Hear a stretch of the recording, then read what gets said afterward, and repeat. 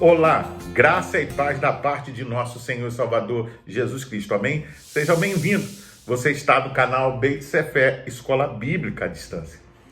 Eu estou grato a Deus e feliz pela sua audiência, por todos aqueles que nos acompanham semanalmente através das nossas publicações. Nós estamos estudando a revista Palavra e Vida da Convenção Batista Fluminense, cujo tema central para esse trimestre será Liberdade, lições do Pentateuco para os nossos dias. Hoje, na lição de número 7, o tema será Tudo o que o Senhor tem falado, faremos. Foram necessários 3 meses para que Israel chegasse ao Sinai, depois de haver escapado da servidão no Egito. Na ocasião, um grande acontecimento esperava por eles, o Pacto Sinaítico. Após a libertação do povo de Israel da escravidão do Egito, o Senhor estabelece uma nova aliança com os descendentes de Abraão. Essa nova aliança é estabelecida no Monte Sinai, a caminho da terra prometida. A partir daquele momento, o povo de Israel nunca mais seria o mesmo. Ele seria uma nação santa e um povo separado. Vamos ler a Bíblia em Êxodo, capítulo 19, do verso 1 ao 4. No dia em que se completaram 3 meses que os israelitas haviam saído do Egito, chegaram ao deserto do Sinai. Depois de saírem de Refidim, entraram no deserto do Sinai, e Israel acampou ali diante do monte. Logo, Moisés subiu o monte para encontrar-se com Deus, e o Senhor o chamou do monte, dizendo: diga o seguinte aos descendentes de Jacó e declare aos israelitas: vocês viram o que fiz ao Egito e como os transportei sobre asas de águias e os trouxe para junto de mim? Vamos orar? Pai, nós te louvamos e te agradecemos por tudo aquilo que o Senhor é, pela tua bondosa proteção, pelo teu cuidado conosco e com a nossa família, Pai. Abençoa-nos neste dia, quando estaremos estudando esta lição, que o Senhor possa nos orientar, possa iluminar nossa mente, que o teu Espírito Santo possa nos conduzir no ensino desta palavra, Pai. Eu oro em nome do teu Filho amado Jesus Cristo. Amém.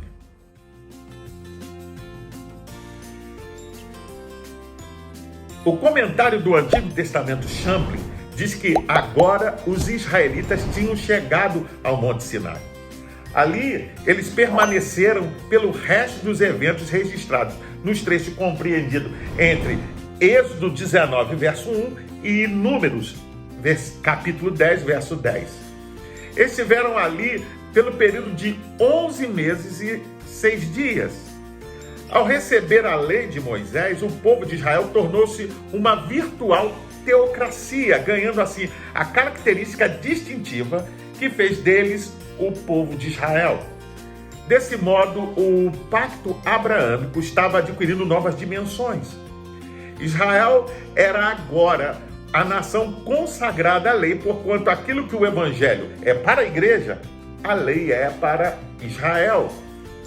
Somente em Cristo, o pacto abraâmico receberia ainda maiores dimensões e espiritualidade do que recebeu com Moisés. A redenção da servidão ao Egito tinha sido completa. Muitos milagres tinham levado Israel até aquela parada prolongada no Sinai.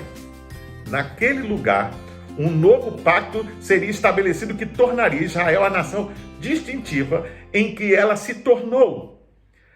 A lei de Moisés era a constituição de Israel, a base do Estado teocrático sob Yahvé, o Deus único e verdadeiro.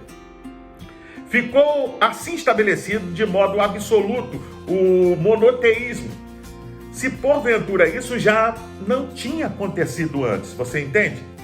Hoje refletiremos sobre a lei e os mandamentos ordenados por Deus no Monte Sinai, bem como a sua aplicação para a nossa vida.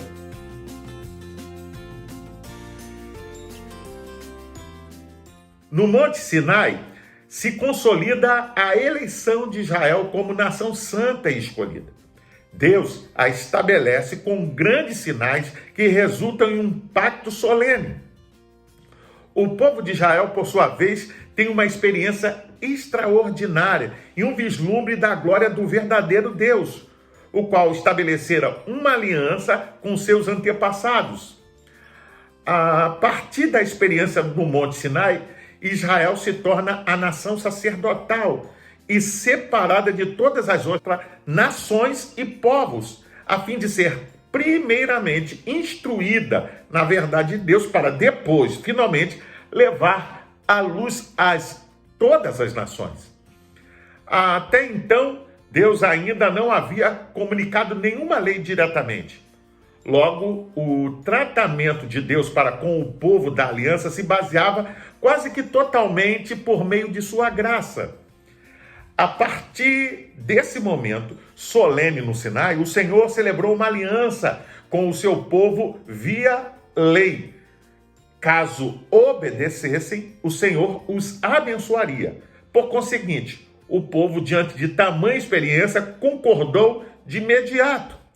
Vamos ler a Bíblia em Êxodo, capítulo 19, versos 5 a 8. Agora, pois, se atentamente ouvirdes a minha voz e guardardes o meu pacto, então sereis a minha possessão peculiar dentre todos os povos, porque minha é toda a terra, e vós sereis para mim reino sacerdotal e nação santa. São estas as palavras que falarás aos filhos de Israel.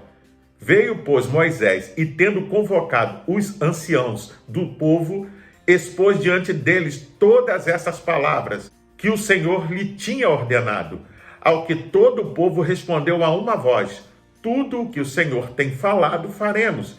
E relatou Moisés ao Senhor as palavras do povo. O resumo de toda a vontade de Deus e dos preceitos da aliança para com Israel ficou conhecido como os 10 mandamentos, ou traduzido mais acertadamente, as 10 afirmações. Os 10 mandamentos, portanto, representam a expressão da vontade de Deus. São leis morais universais que valem para todos os seres humanos em todos os tempos, desde aquela antiga comunidade agropastoril de Israel no passado até nossas sociedades cosmopolitas no presente. Posteriormente, foi acrescentada a lei civil, onde foram também estabelecidas penalidades, assim como instruções para a sua execução. Essas leis são chamadas de lei de Moisés. A lei, em algumas vezes, a lei de Deus.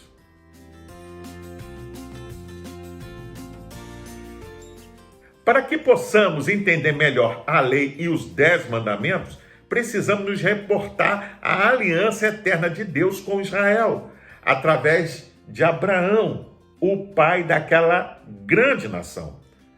Naquele momento, Deus fez de promessas de bênçãos e a possessão da terra de Canaã. Por conseguinte, o livro de Êxodo, Deus estabeleceu os fundamentos legais da nação de Israel. Assim, o Senhor acrescentou a aliança com Abraão à lei mosaica. Podemos observar, portanto, que a lei sedimentou os fundamentos com a antiga aliança feita com Abraão. Vamos ler a Bíblia em Deuteronômio, capítulo 7, versículos 6 a 8. Pois vocês são um povo santo para o Senhor, o seu Deus. O Senhor, o seu Deus, os escolheu dentre todos os povos da face da terra, para ser o seu povo, o seu tesouro pessoal. O Senhor não se afeiçoou a vocês, nem os escolheu por serem mais numerosos do que os outros povos, pois vocês eram o menor de todos os povos. Mas foi porque o Senhor os amou e por causa do juramento que fez aos seus antepassados.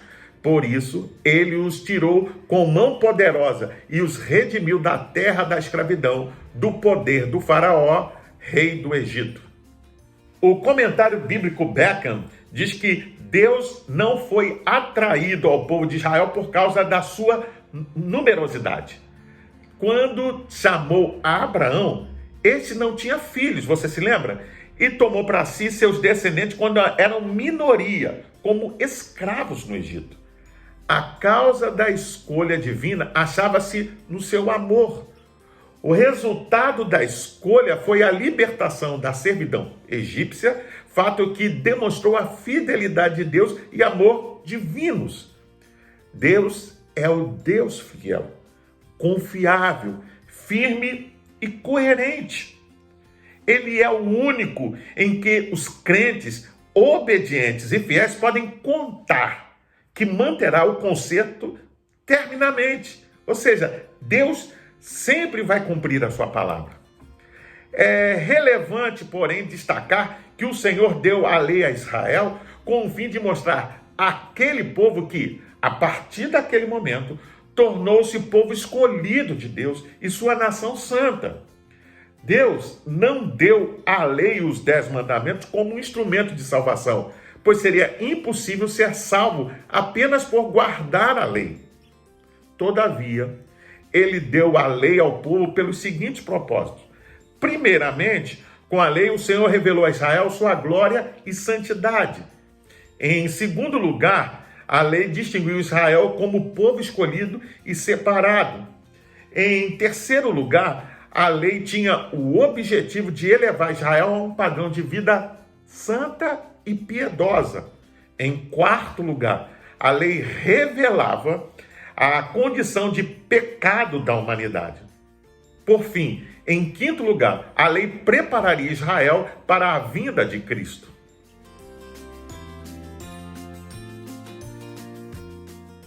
Apesar da universalidade dos 10 mandamentos, podemos perceber um grande contraste entre o restante do antigo sistema mosaico de Israel e a manifestação da graça de Cristo no Novo Testamento.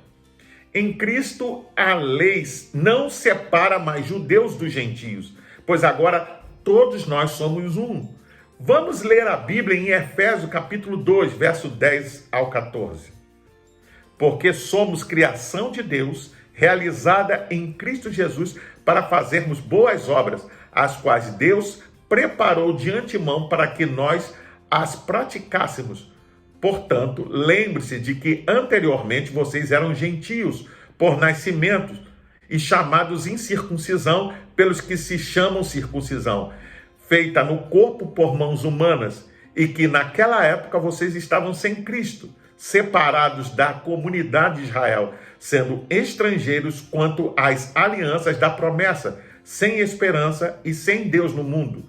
Mas agora, em Cristo Jesus, vocês que antes estavam longe, foram aproximados mediante o sangue de Cristo, pois ele é a nossa paz, o qual de ambos fez um e destruiu a barreira, o muro de inimizade.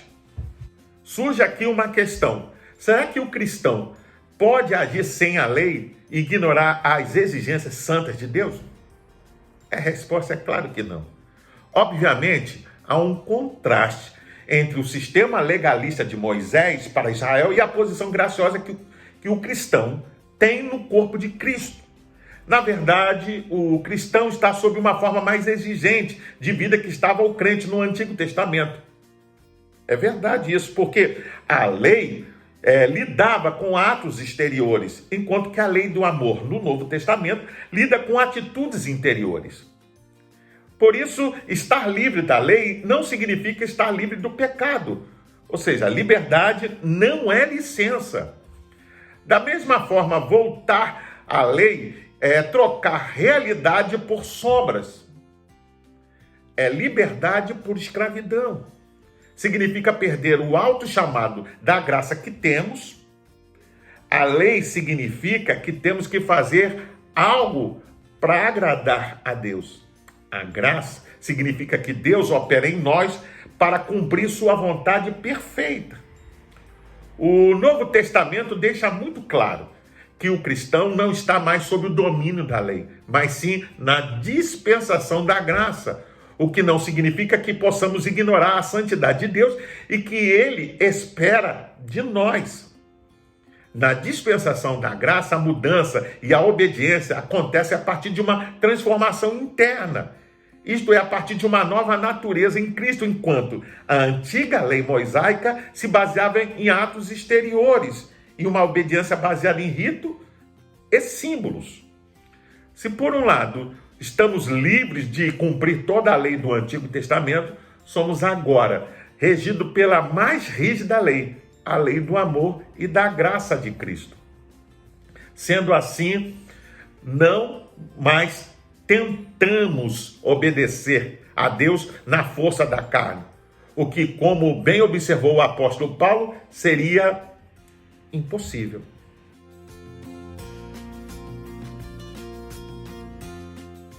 O Senhor Jesus resumiu os 10 mandamentos em 2 categorias. Uma se referindo ao amor a Deus e outra ao próximo. Os 4 primeiros nos ensinam a amar a Deus e os outros nos ensinam a amar ao nosso próximo. O apóstolo Paulo, na carta aos Romanos, no capítulo 13, também expõe que quem ama o próximo cumpre toda a lei. É interessante também destacar que toda a lei do Antigo Testamento, na verdade, é uma ampliação e aplicação dos 10 mandamentos. Vamos relembrá-los a seguir de forma resumida. Primeiro, não terás outros deuses diante de mim. Significa a proibição à adoração de qualquer outro Deus que não seja o Senhor. Segundo, não farás para ti imagem de escultura. Diz respeito à fábrica de imagem e escultura de divindades. Terceiro, não tomarás o nome do Senhor teu Deus em vão. Significa não jurar em nome de Deus e também inclui a blasfêmia, os praguejamentos, os juramentos irrefletidos e as promessas não cumpridas. Quarto, lembra-te do dia de sábado. Diz respeito à necessidade de descansar e não trabalhar demasiadamente, por pura ganância. Esse mandamento é também um símbolo do descanso que os cristãos hoje desfrutam em Cristo. Nenhuma passagem do Novo Testamento ordena aos cristãos a observar literalmente o dia do sábado. Quinto, honra teu pai e tua mãe. Esse é o primeiro mandamento que vem seguido de promessa. Ele ensina a honra aos pais como autoridade familiar. Sexto, não matarás. O mandamento ensina a respeitar a vida humana. Sétimo, não adulterarás. Esse mandamento ensina a respeitar o casamento e adverte contra o abuso sexual e o comportamento sexual ilícito. Oitavo, não furtarás. Ensina o respeito à propriedade particular. Nono, não dirás falso testemunho. Ensina a respeitar a reputação dos outros. Décimo, não cobiçarás. Mostra o pecado de desejar qualquer coisa a qual Deus não tenha nos concedido.